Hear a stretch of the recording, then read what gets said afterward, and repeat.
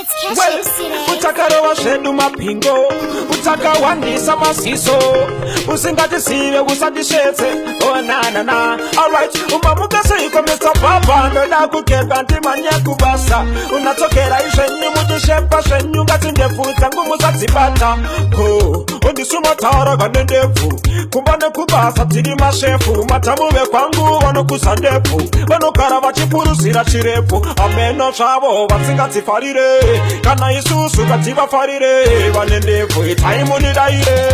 Follow me, ashotwa karute, ashotwa nesu karute, ende musati nyamute, tisi chengete, ashotwa karute, ashotwa nesu karute, ende musati nyamute, tisi chengete, wanendefu tisubaru mechaibo, tino choda takareba kunge muchairo, tarizande futa choma kuriro, tino machepati tisi ya takada iso, undefu kuratita kubaba, watisu wacho matibaba, umusati yentani selevana, uwasina waitabana, wata unandefa pa unamari, haunandefa unamotokari, watika unandefunga unamukazi, haunandefa pa unorara pasi, ashotwa karute, ashotwa nesu karute, ende musati nyamute, tisi chengete, ashotwa karute, ashotwa nesu karute,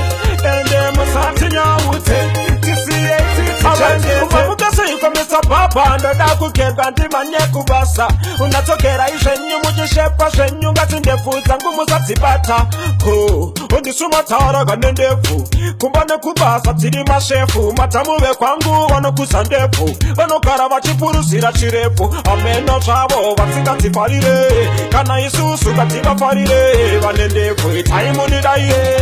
Follow me, ashotwa karute, ashotwa nesu karute, ende musati nyawute, tisi chengete, ashotwa karute, ashotwa nesu karute, ende musati nyawute, tisi chengete, wanendefu tisubaru mechaibo, tino choda takareba kunge muchairo, tarizande futa choma kuriro, tino machepati tisi ya takada iso, undefu kuratita kubaba, watisu wacho matibaba, umusati yentani selevana, uwasina waitabana, wata unandefa pa unamari, haunandefa unamotokari, watika unandefunga unamukazi, haunandefa pa unorara pasi, ashotwa karute, ashotwa nesu karute, ende musati nyamute, tisi chengete, ashotwa karute, ashotwa nesu karute,